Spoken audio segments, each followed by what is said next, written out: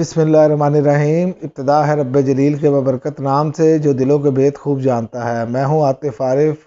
اور آپ دیکھ رہے ہیں میرا فیس بک اور یوٹیوب۔ ناظرین، آج ہم رحمت للعالمین صلی اللہ علیہ وآلہ وسلم کی ذات مبارکہ پر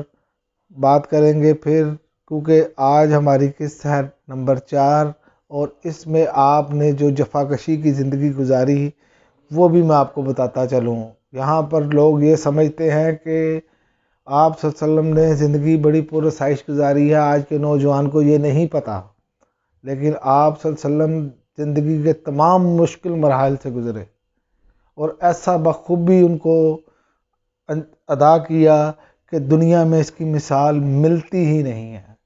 اور اسی لیے اللہ تعالیٰ کی پاک ذات نے آپ صلی اللہ علیہ وسلم کو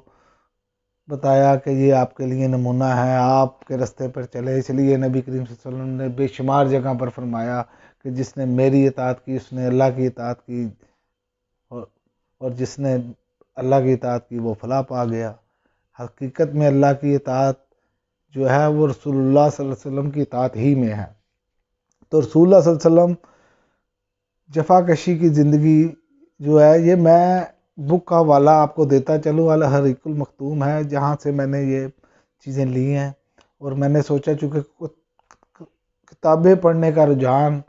نوجوان نسل میں بالکل نہیں ہے، تو آپ صلی اللہ علیہ وسلم کی زندگی کے جو پہلو ہیں ان پر نظر دوڑائی جائے، لوگوں کو بتایا جائے، ہمارے مسلمانوں کو پتہ چلنا چاہیے، نوجوانوں کو، کہ نبی کریم صلی اللہ علیہ وسلم نے کیسے زندگی گزاری اور کیسے کیسے مرحلات سے گزرے۔ آپ بکریاں چرانا شروع کر دیا آپ نے،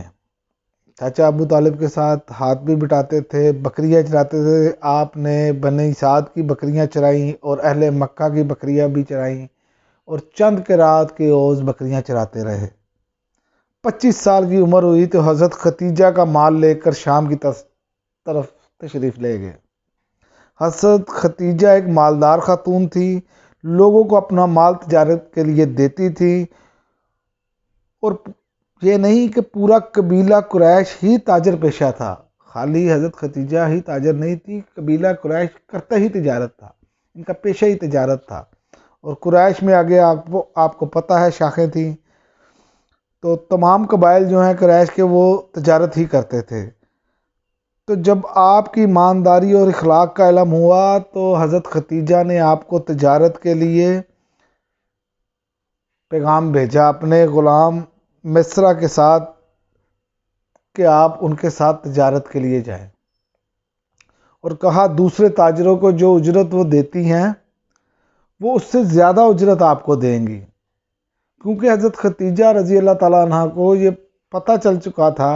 کہ آپ ایک ایماندار، صادق اور امین ہیں،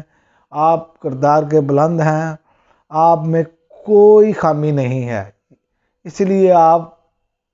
رضی اللہ تعالیٰ عنہ نے آپ کو چنا اور کہا کہ آپ میرے لیے تجارت کریں۔ اور حضرت ختیجہ نے اپنے مال میں، جب آپ شام تشریف لے گئے تجارت کر کے واپس آئے، تو حضرت ختیجہ نے اپنے مال میں جو خیر و برکت دیکھی، جو امانت دیکھی، اس سے پہلے انہوں نے کبھی نہ دیکھی تھی۔ ظاہر ہے وہ تجارت کے لیے بہت سارے لوگوں کو بھیجتی تھی، قریش کے بہت سارے لوگ ان کا تجارت کا مال لے کر جاتے تھے، لیکن ان کی زندگی میں یہ پہلا واقعہ تھا کہ اتنی امانت داری کے ساتھ اتنی خیر،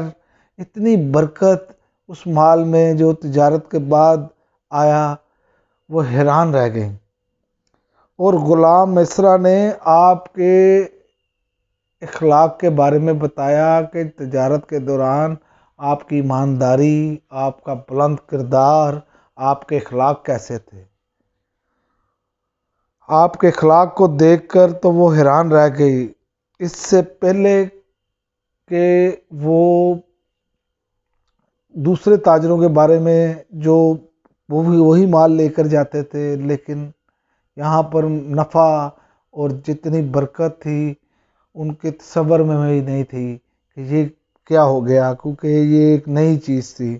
تو آپ صلی اللہ علیہ وسلم کی برکتیں تو اللہ تعالیٰ نے آپ میں رکھی تھیں، اللہ تعالیٰ نے ہر قسم کی خیر رکھی تھی، تو وہ تو خیر سے حضرت ختیجہ پہچان گئی، چونکہ وہ بھی اللہ تعالیٰ کی ایک نیک خاتون تھیں اور انہیں پتہ تھا، اور جو نیک آدمی ہوتا ہے وہ پہچان جاتا ہے، یہ آپ کو پتہ ہونا چاہیے۔ تو حضرت ختیجہ، اس سے پہلے حضرت ختیجہ کو بڑے بڑے رئیس جو ہے نا سردار، انہوں نے شادی کے پیغام بھجوائے کہ آپ ہم سے شادی کر لیں۔ ظاہر ہے حضرت ختیجہ سب سے مالدار خاتون تھی، لیکن انہوں نے کسی کے پیغام کو منظور نہیں کیا۔ انہوں نے اپنی دل کی بات، ظاہر ہے وہ آپ کے اخلاق سے اتنا متاثر ہو چکی تھی، انہوں نے اپنی دل کی بات جو ہے نا اپنی سہیلی نفیسہ سے کہی، اور انہوں نے جا کے بات آپ صلی اللہ علیہ وسلم سے کی۔ آپ صلی اللہ علیہ وسلم نے ان کی بات سنی، آپ نے ہاں کا اقرار کیا، راضی ہوئے آپ، اور راضی ہونے کے بعد آپ نے اپنے چچاؤں سے اس معاملے پر بات کی کہ مجھے شادی حضرت ختیجہ سے